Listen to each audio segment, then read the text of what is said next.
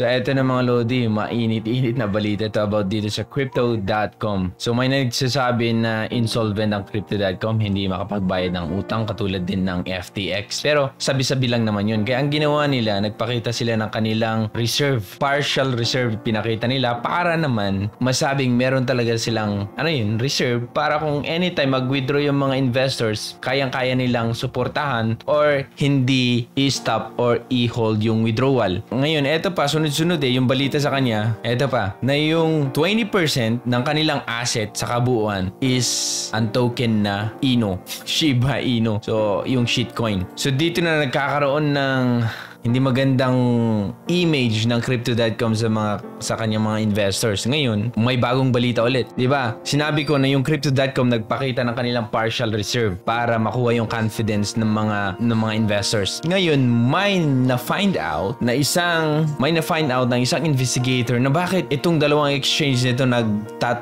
may tinatransfer ng mga malalaking assets. So, from Crypto.com, ang Crypto.com nagtransfer ng 320K Ethereum dito sa Gate.io. After yun nang ipinost nila yung kanilang reserve, ipinakita nila yung reserve nila. After nun, meron nangyaring transaction na nag-send ang Crypto.com ng 320K ETH dito sa Gate.io. Ngayon, may nakapansin na bakit to? May nangyaring transaction na ganito. Nag-respond ang Crypto.com na sabi nila ay accidentally we sent yung token na yan sa Gate.io. So, it's accident lang daw. Eto na, may mga speculations na itong dalawang exchange nito, centralized exchange, ay nagpapahiraman ng kanilang asset para lang merong may pakita na screenshot dun sa kanilang reserve.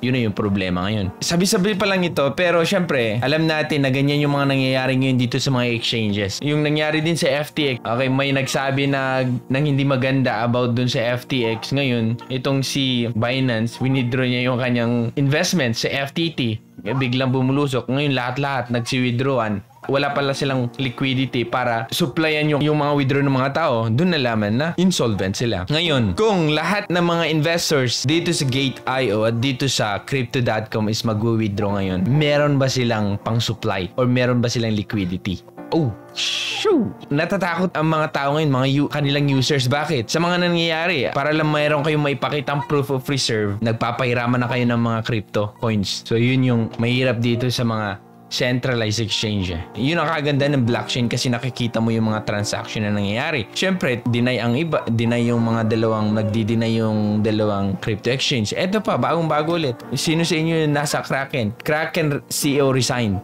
Yung CEO ng Kraken ngayon nag-resign. So, ito na yung Kraken. Wala pa namang balita dun sa CEO na nag-resign. Pero nagpapakita dito. Pinakita naman nila yung kanilang proof of reserve. So, makikita nyo dito. Proof of reserve audit. So, alanganin mga CFI ngayon So, yan lang mga Lodi. Maraming salamat and thank you so much for watching.